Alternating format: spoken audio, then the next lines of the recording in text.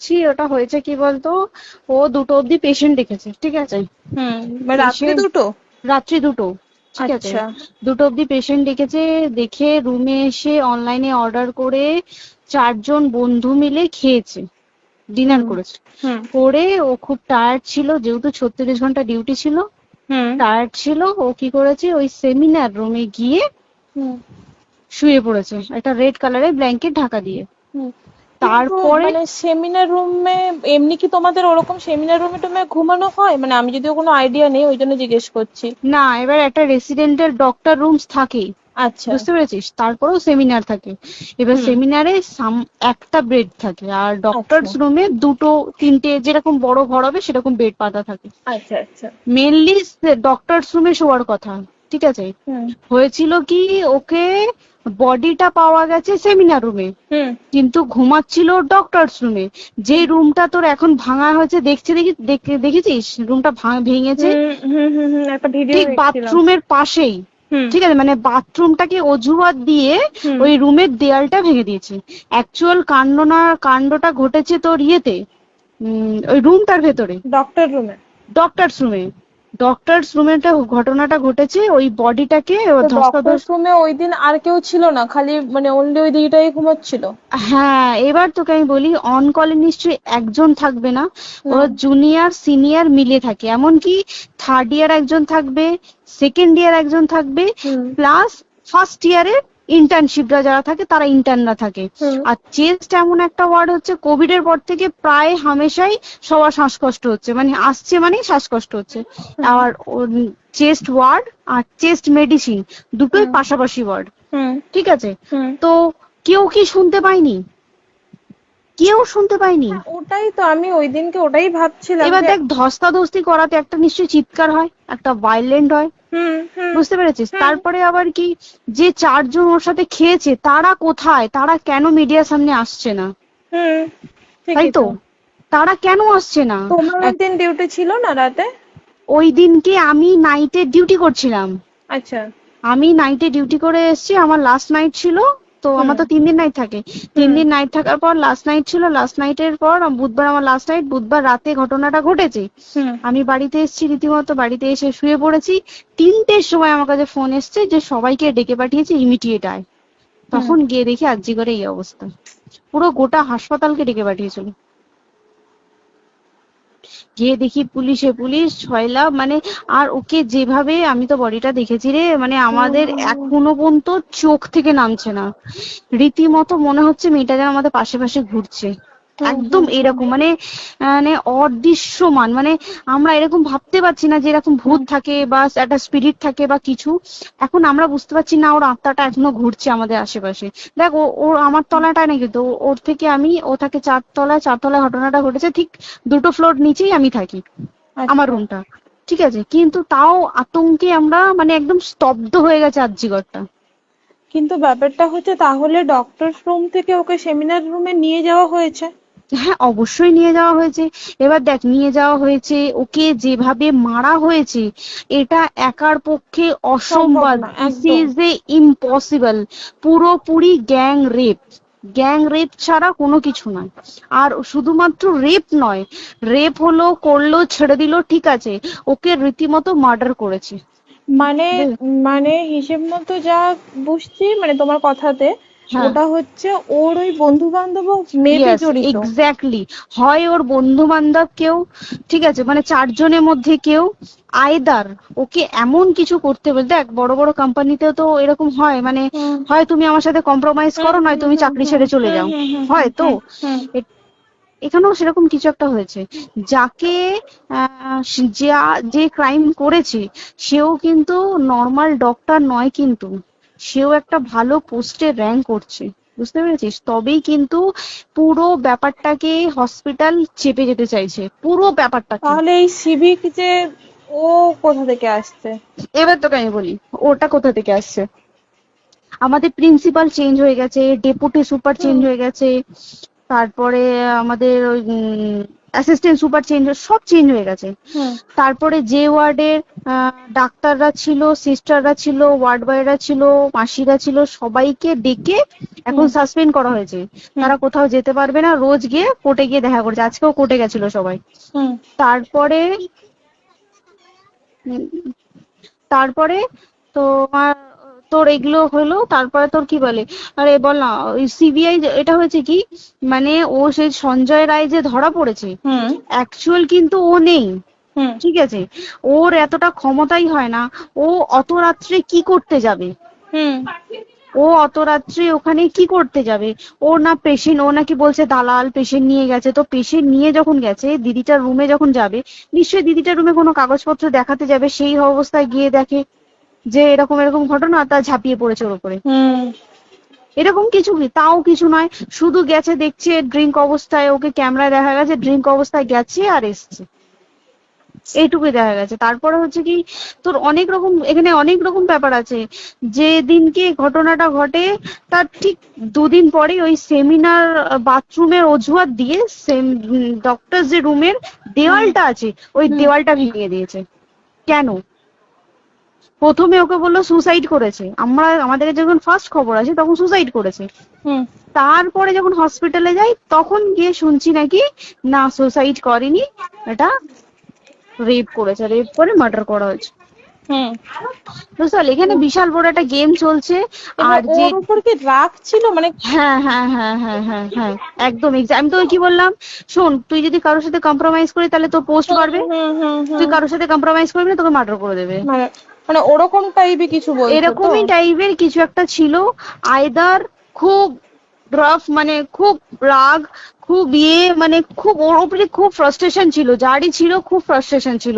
শুধু ওকে মারিনি রে, রীতিমতো মার্ডার করেছে। ওর যে ক্ল্যাচারটা ছিল, হুম ওর আমি ইউরিন, শুনেছি এটা। ওর ইউরিনের রাস্তায় ক্ল্যাচারটা ঢুকিয়ে দিয়েছে, তুই ইস, জানিস? মানে কি বলবো, মানে ওকে দেখা যাচ্ছে না, আমরা তো দেখেছি নিজের চোখে, ওকে দেখা যাচ্ছে না, মানে একটা ব্লিড। মৃত্যু কতটা, মানে এই তো মানে প্রচন্ড কষ্ট পেয়ে একটা মেয়ে মারা গেল না? আর ওর যে গলাটা চেপে ধরেছে, আহ ওর ওই চেপে ধরাতে মানে এতটাই জোরে চেপে ধরেছে যে ওর চোখ ফেটে রক্ত বেরিয়েছে। ছি, ছি, ছি। বুঝতে পেরেছিস? মানে মানে কি বলতো, যদি ধরা পড়ে না, উচিত মানে যারা এটার সঙ্গে দায়ী না আর এই ওদের। যে সিবিআইটা হয়েছে, সিবিআইটা একমাত্র আমাদের জোরেতেই সিবিআইটা এসছে। মানে আমরা ওই সঞ্জয় রায় একার পক্ষে সম্ভব না এইসব। তারপরে পোস্টমর্টম রিপোর্টে তুই জানিস, ওই আমাদের ভাজাইনা থেকে 150 গ্রাম স্পাম বেরিয়েছে। ইস, পোস্টমর্টম রিপোর্ট 150 গ্রাম স্পাম, মানে বুঝতে পারছিস? হুম not a calculated, minimum minimum কম করে 6 থেকে 7 জন করেছে ওকে রেপ। ছি ছি ছি।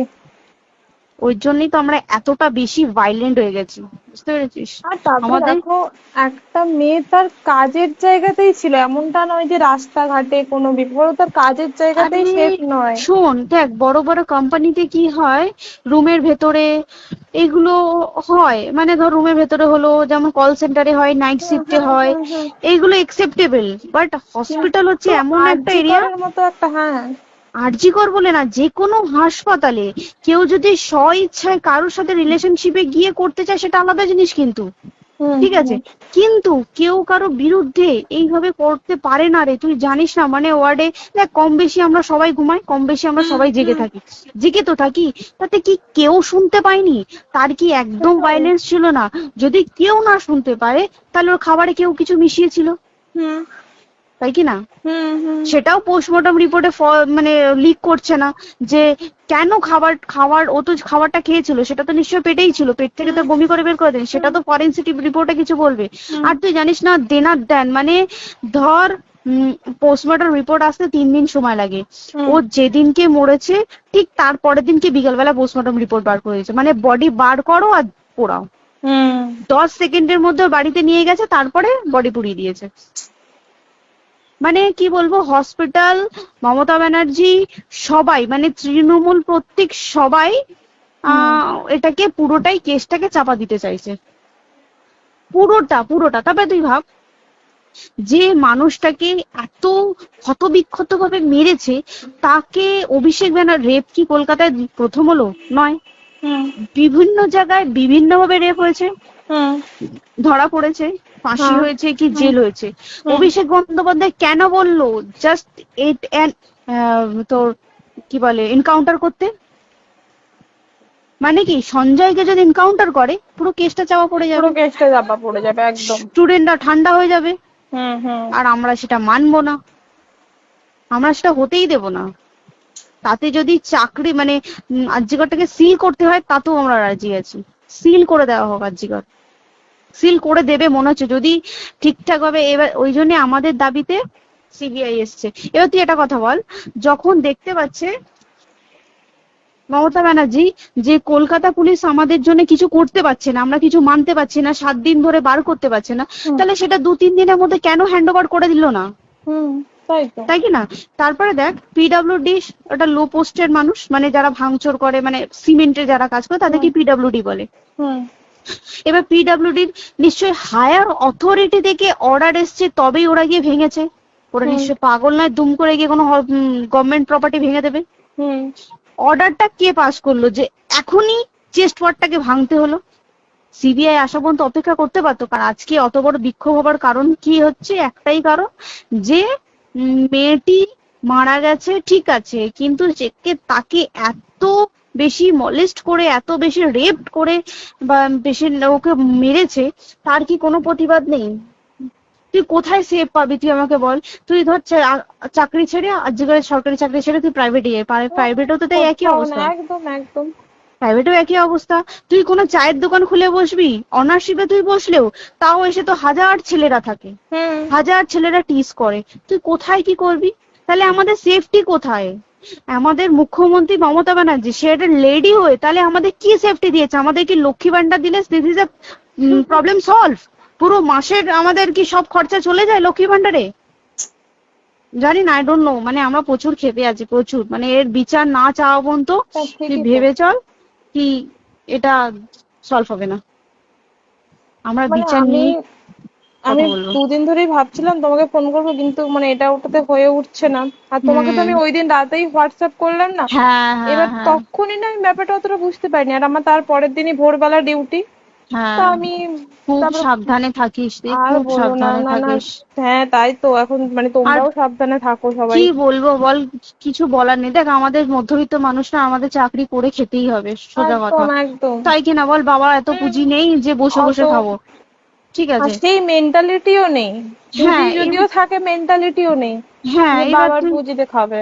এবার একটা কথা তুই বল, চাকরিটা কোথায় গিয়ে করবো তুই একটা বল? কোন সেটাই। স্টেটে গিয়ে চাকরি করবো তুই আমাকে বল? ওই যেমন মানে এটা হয়তো আমার মা যেমন বাড়ি থেকে 7টার মধ্যে ঢুকে যাও, দিদিকে তো ধরো অনেক রাত অব্দি 9টা 9:30 10টা অব্দি ল্যাবে থাকতেই হয় না। এবার তুই কি করবি কি বল, কি করবে করবি? বলো তো এখন? কিছু এই করার আছে? দেখ ল্যাবেও তো সব ছেলেরা আছে, ছেলে হ্যাঁ আছে মেয়ে আছে। তুই একদম। কাকে বারণ করবি? তুই কাকে বিশ্বাস করবি? তুই বল, তুই ধর কলিগদের সাথে খেতে বসেছিস, ঠিক আছে, তোর টিফিনটা যদি কেউ চাইলো তুই তাকে না দিয়ে পারবি?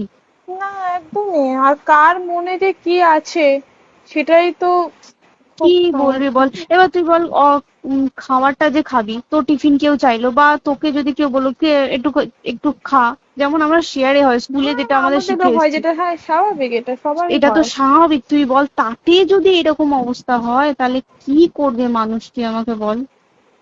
আজকেও তো তাই আমাদের দেখ না, 11টা থেকে আমাদের তোর ক্যান্ডেল দিয়ে হোয়াইট ড্রেস হুম। পরে সব শ্যামবাজারে একতা হবে। এখন আবার বৃষ্টি শুরু হয়েছে, কে জানে বৃষ্টি, কি প্রচুর বৃষ্টি শুরু হলো। কি হবে জানি না। ঠিক আছে গো, টাটা। হ্যাঁ হুম চল টাটা। হুম হুম হুম। হুম হুম।